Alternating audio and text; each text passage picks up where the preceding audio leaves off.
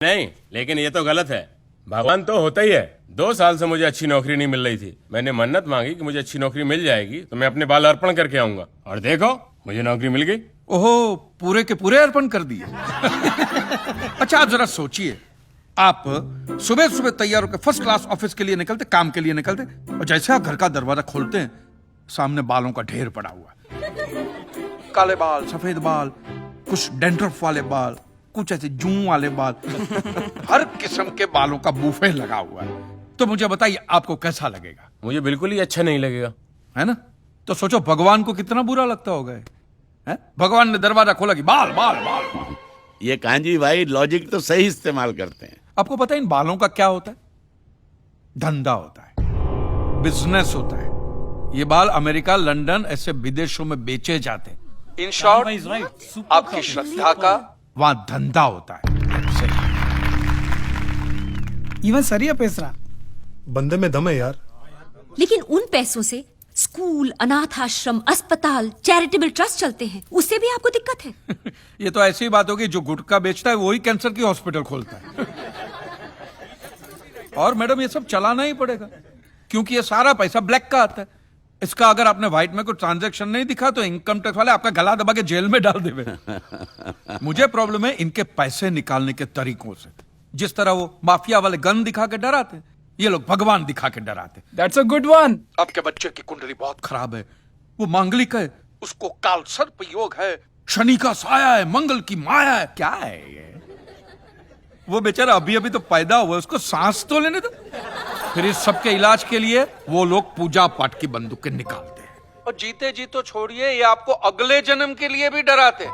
हाँ, कि अगर इस जन्म में आपने ये किया तो अगले जन्म में कुत्ते बनोगे, या अगर ये किया तो कीड़े बनोगे, मकोड़े बनोगे, नर्क में जाओगे। और फिर तो नर्क का पूरा मेनू कार्ड भी पड़ता है कि आपको वहां कांटों के बिस्तर पे सुलाया जाएगा, आग के दरिया में झोंका जाएगा, गर्मा गर्म तेल में फ्राई किया जाएगा। मैं आदमी हूं कि पकोड़ा हूं?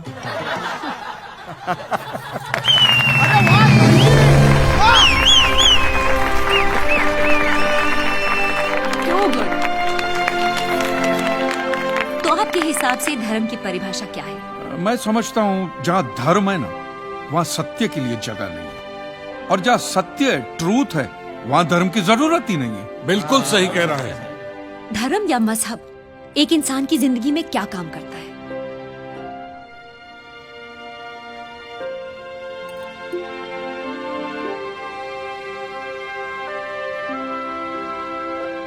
मेरे हिसाब से तो एक ही काम करता है मैडम, या तो वो इंसान को बेबस बनाता है, या फिर आतंकवादी।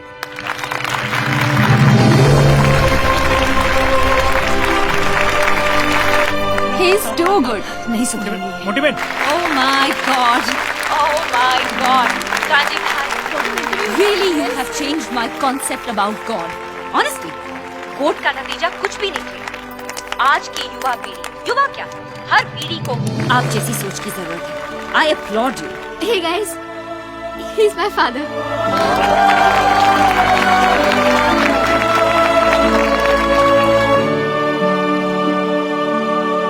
ओम स्वस्ति न इंद्रो वृद्धस्सर्वाः स्वस्ति न।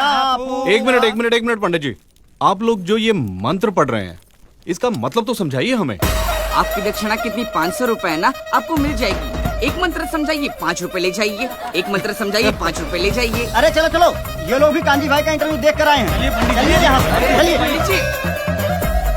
एक दिन किसी ने मैदान के बीचों बीच एक बड़ा सा पत्थर रख दिया, और दूसरे दिन कुछ लोगों ने पत्थर पे 2 हार और टीके लगा दी। अब तो इसे स्वयंभू हनुमान जी का मंदिर कहकर लोग घंटियां बांधकर मन्नत मांगते हैं। अरे इस एरिया का यही तो एक मैदान है, यहाँ नहीं तो कहाँ खेलेंगे हम? अगर बीएमसी कुछ नहीं कर सकता, हम सीधे कांजी भाई से बात। बुलाओ कांजी भाई को, बुलाओ। अरे नहीं नहीं, अरे नहीं, वो आदमी किसी की भी वाट लगा सकता है। नहीं हटवाता ये मंदिर। जय जय कृष्ण हरि, जय जय कृष्ण हरि, बोलो जय जय कृष्ण हरि, जय जय कृष्ण हरि, बोलो जय जय कृष्ण हरि, जय जय कृष्ण हरि, बोलो जय जय कृष्ण हरि। मेरा अंश छोड़ा, संडास में जा जाके बड़ा पाव खाना पड़ता है। कुछ दिन ऐसे ही खा लो, अन्यथा सारा जीवन भूखा रहना पड़ेगा। इतना बड़ा मैदान भाड़े पर लिया है, अब तो कोई भी नहीं आता यहाँ। जो थोड़े बहुत देखते हैं वो भी मंडप बांधने वाले हैं। मुझे तो भय है कि लोग कांजी की बातें मानने लगे ना तो लोगों का विश्वास हम पर से उड़ जाएगा। कई लोग मंदिर आना बंद ना कर दे। ऐसा कुछ नहीं होगा। इस देश में स्कूल से ज्यादा लोग मंदिर में जाते हैं। हाईकोर्ट ने 455 केसेस तो एक्सेप्ट कर लिए हैं। अब देखना ये है कि कांजी लालजी मेहता हाईकोर्ट में क्या दलीलें पेश करेंगे। सिद्धेश्वर महाराज, आपकी ये मंदिर वाली जो जगह है वो कितने एकड़ में फैली हुई है? 22 एकड़ में। 22 एकड़, जिसमें 322 छोटे छोटे मंदिर हैं भगवान के। ओहो, माने भगवान का पूरा शॉपिंग मॉल ही सजा के रखा है। साइलेंस। और इन सारे मंदिरों में भगवान की सेवा के लिए 142 पुजारी हैं, समझा? आपके मंदिर के बाहर भिखारी कितने बैठते हो पता है आपको? क्या? भिखारी अंदर की 320 मूर्तियां, 142 पुजारी याद है आपको, लेकिन आप ही के मंदिर के बाहर बरसों से कितने भिखारी बैठते हो याद है आपको? मिलॉर्ड, इनके मंदिर के बाहर जो भिखारी बैठते हो उसमें किसी को भी मंदिर के अंदर एंट्री नहीं। अब धूप हो, बारिश हो, बाहर सड़ते रहने का, अंदर पैर नहीं रखने का। ना मत कहना। ये आप ही के मंदिर के पुजारी ने मुझे बताया था। उसने तो मुझे ये भी बताया था महाराज कि कांजी भाई, ये केस अगर आपको जीतना है ना भैया तो हर सोमवार को आइए। तो मैंने पूछा मिलॉर्ड कि मैं कहाँ हूं? तो कहते हैं शिव जी के मंदिर में आइए और 1 लोटा दूध चढ़ाइए, फिर देखिए। मैंने बोला ठीक है, ये भी करके देख लेते। तो मिलॉर्ड में पहुंच गया मंडे को दूध का लोटा लेकर। ये लंबी लाइन लगी हुई, सबके सब हाथ में लोटा पकड़ के खड़े हुए थे ऐसे। मैंने सोचा अंदर जरूर कोई दूध पीने वाला होगा, वरना ये सब जब गधे थोड़ी है जो ऐसा लोटा पकड़ के लाइन में खड़े। मेरा नंबर है, मैं अंदर गया, अंदर कोई नहीं था दूध पीने वाला, कोई नहीं।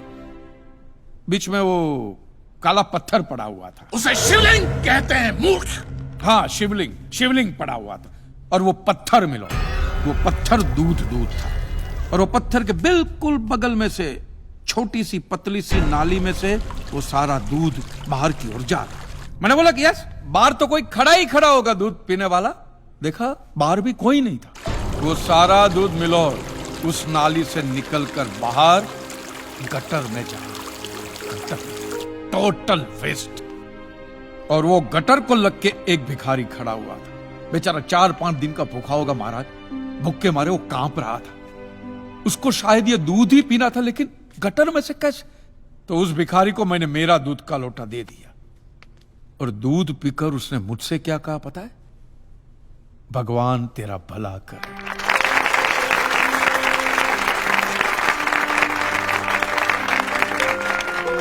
तो मंदिर में आने वाला एक इंसान वो पत्थर पे दूध डालने के बजाय किसी गरीब के पेट में डाले ना तो सबसे ज्यादा पुण्य मिलेगा, नहीं? और हाँ मौलवी साहब, किसी दरगाह पे फूलों की चादर उड़ाने के बजाय किसी नंगे फकीर के बदन पे कपड़ों की चादर उड़ाई जाए ना तो अल्लाह को बहुत खुशी मिलेगी। और जीसस के सामने मोमबत्तियां जलाने से अच्छा है किसी गरीब की झोंपड़ी में जलाइए, तो उसके घर में कभी अंधेरा नहीं होगा। क्यों, तुम भी भगवान को नहीं मानते क्या? अरे मैं खुद भगवान हूँ। अच्छा, तो मैं अमिताभ बच्चन हूँ। देखो कांजी, दूध, चद्दर, मोमबत्ती ये सब चढ़ाना एक प्रथा है। भगवान की पूजा अर्चना, इन सब का मूल्य तुम नहीं समझोगे क्योंकि तुम एक नास्तिक हो। जगत की मोह माया से तुम अभी तक मुक्त नहीं हुए। आप तो हो गए हो ना, आप तो बिल्कुल मोक्ष के दरवाजे पे खड़े हो। तो ये जो रीति रिवाज के नाम पे ढोंग चलते उनको बंद करवाइए ना महाराज। शनिवार को हनुमान जी की मूर्ति पे कितना तेल बर्बाद होता है पता है आपको? लोग 2 रुपये के 5 रुपए के सिक्के यूं यूं यूं करके मूर्ति पे चिपकाते हैं। हनुमान जी इन सारे चिल्लर का क्या करेंगे? कांजी भाई बिल्कुल ठीक कह रहे हैं। साईं बाबा अपनी पूरी जिंदगी गरीबों के लिए और गरीबी में जिए। जब तक वो जिंदा रहे तेल की एक एक बूंद के लिए दर बदर भटकते रहे, और आज उनके मरने के बाद उनके लिए करोड़ों का सिंहासन सोने का मुकुट किसके लिए? बताइए महाराज, एक बात बताइए, जो भी भक्त भगवान की श्रद्धा से सच्चे दिल से भक्ति करता है, उस पर तो उस परम कृपालु की कृपा दृष्टि रहती है ना? रहती है ना? आया ना? तो चलिए महाराज, मुझे यह बताइए कि अमरनाथ और वैष्णो देवी की यात्रा पे जाती हुई बस नीचे खाई में क्यों गिर जाती है? वो तो भगवान की भक्ति के लिए जा रहे थे, श्रद्धा से भजन गाते गाते जा रहे थे, तो भगवान ने डायरेक्टली उनको ऊपर बुला लिया। और आप मुझे एक गाड़ी ऐसी बताइए जिसका एक्सीडेंट हुआ हो और जिसके अंदर भगवान की मूर्ति या फोटोग्राफ ना हो। बताइए बताइए। I object my Lord. From day one ये आदमी बातों को यूं यूं गोल गोल घुमा रहा है। मिस्टर कांजी, ये कोई डिबेट नहीं है अच्छे बुरे की, ये कोर्ट है और यहां प्रूफ चलता है, और हमारे पास प्रूफ है, इंश्योरेंस पेपर्स पर आपके सिग्नेचर्स। इसलिए लीगली आपको कोई हक नहीं बनता इंश्योरेंस कंपनी से पैसे मांगने। और जहां तक हमारा प्रश्न है, बीमा कंपनी के नियमों को हम नहीं मानते। अगर उन्होंने लिख दिया कि भूकंप जज साहब ने करवाया है, तो क्या जज साहब पैसे देंगे? इसी तरह पॉलिसी में भगवान का नाम लिख देने से भगवान पैसे देने के लिए प्रतिबद्ध नहीं होते।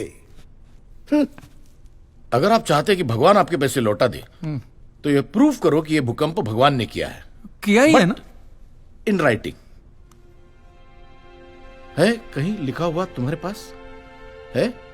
Any proof?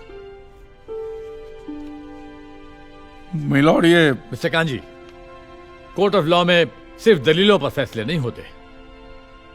आपकी दलीलें, आपके आर्गुमेंट्स आम जनता के लिए कितने भी वैलिड क्यों ना हो, लेकिन अगर आप उन्हें साबित नहीं कर सकते हैं तो उनका कोई मतलब नहीं। आपके पास कोई सबूत है? No milord. In that case यह अदालत आपको 1 महीने का आखिरी मौका देती है। अगली डेट पर अगर आप सबूत नहीं पेश कर सके तो I am afraid you will have to rest your case and all others. Court is adjourned for the day. Relax. अगली बार इस कोर्ट में नजर आए ना तो माननी का ऐसा केस ठोकूंगा, पहने हुए कपड़े भी उतर जाएंगे। रिलैक्स।